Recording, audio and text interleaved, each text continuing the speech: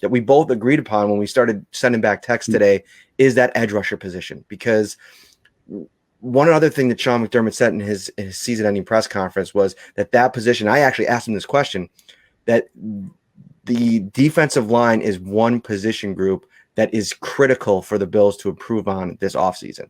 And I couldn't agree more. And I think that if you take a wide lens at that group, right, and you think, okay, you didn't get a lot of production off the edge this year in terms of sacks. I mean, your two top sack getters, Mario Addison at 5, which he's been averaging closer to 10 the last couple of years, so that was a little bit of a disappointment. You need to make a move there.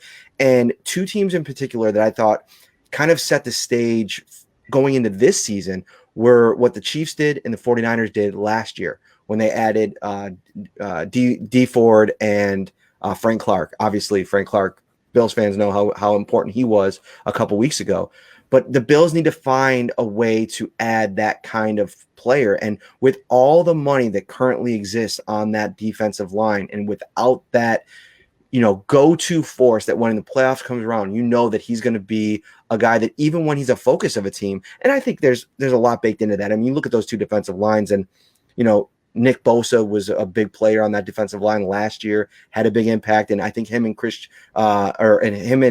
D Ford, who I don't think even lived up to necessarily the hopes that they had for him, but they had depth across that line, playmakers across that line, and that makes things easier for everybody. So when you talk about the development of Ed Oliver, I'm rambling on and on here, but there's a lot that goes into, what's going to happen on this defensive line. And I think one big piece could be the key.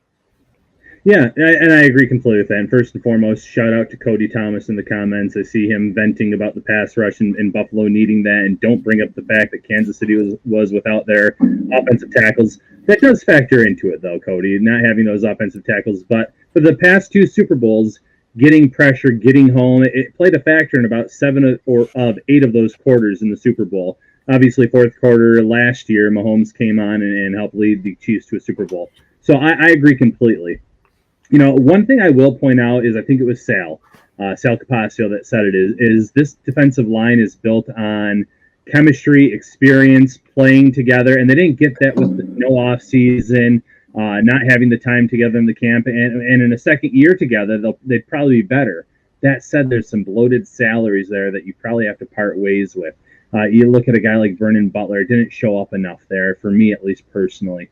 We mentioned Mario Addison. Mario Addison is a locker room leader. He is still a good player, but for the money that they are paying him, you could probably get younger and find someone at a similar pay rate. And I think that's something else you have to do. You have to start getting a little bit younger there, because even if you kept Addison around and he had a great year next year, you're going to be in the same boat then in 2022, because he's up there in age. His best days are behind him. So maybe this is the time you cut ties with him.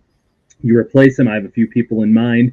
And then going back to Ed Oliver, I think the addition of Star Lotulelei, as long as he returns, is going to be huge for Ed Oliver. I watched a lot of Ed Oliver after I saw more and more complaints week in, week out, and he was pushing the pocket. He was moving guys back. There were some issues where he just wasn't finishing plays, but there were also times where he was the guy that jumped off the page. He was the one making the play. If he has someone next to him to take on those offensive lineman, I think then he can become more of a finisher. So, experience will help, getting guys in there for another year. AJ Epineza really flashed as the year went on. I think the weight loss for him, it increases speed, his burst a little bit. So I think you're going to get more from him in year 2. I still think Jerry Hughes is an effective player, but you're right. There's at least one more piece that needs to be added, and maybe 2 pieces, maybe one via free agency, where you shell out some money, and then someone in the mid rounds of the draft. Jerry Hughes is still a very productive player, but you mentioned age, and you really start to shine a light on what they could potentially do in terms of moving money around. And I think that's where Jerry, I don't think he's a cut candidate, and I'm actually going to be putting out something on that in the next couple of days.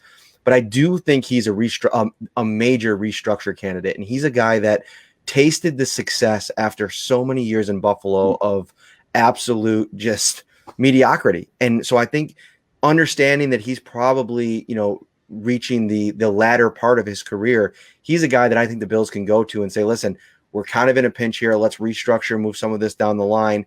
I know that it's probably not in the best interest of him to walk away from dollars per se, but if they can kind of come to an agreement and move some money around, I think they're probably going to move on from Mario Addison. And I think that then you have Vernon Butler and Quentin Jefferson. I mean, I saw Quentin Jefferson post on his IG. It looked like he was packing up all of his stuff and moving out of Buffalo, and I kind of got to thinking like, yeah, that might be for good, because I like the kinds of things that Quentin Jefferson brings, the versatility.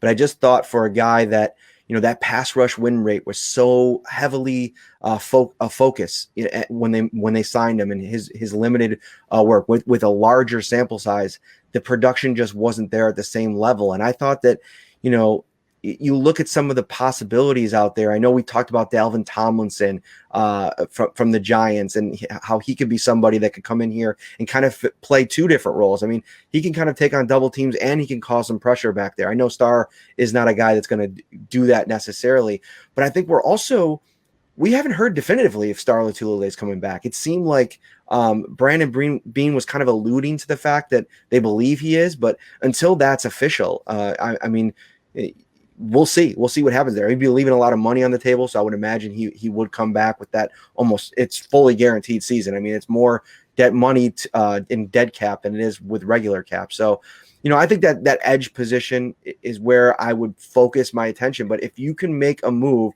and I got some fun ideas, and you'll see it in the story next week, on the interior, I still think that there's work that can be done there as well.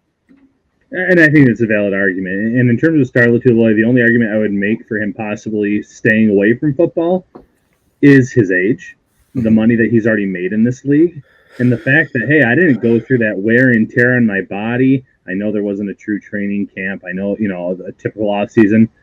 But that's going to creep up here pretty soon. It happens before you know it, where all of a sudden you're back to playing football. You're back in camp.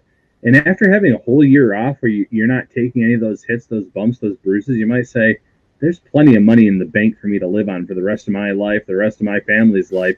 Do I need to come back? Now, the counterpoint would be, boy, look how close Buffalo was to the Super Bowl. I could help them take that next step, especially up front where they had some issues stopping the run, where they were having trouble getting after the quarterback. Not that that's his role, something he can do, but he frees up at Oliver. He helps the linebackers out. So I think that there's a counterpoint there, but it wouldn't shock me if he did stay away.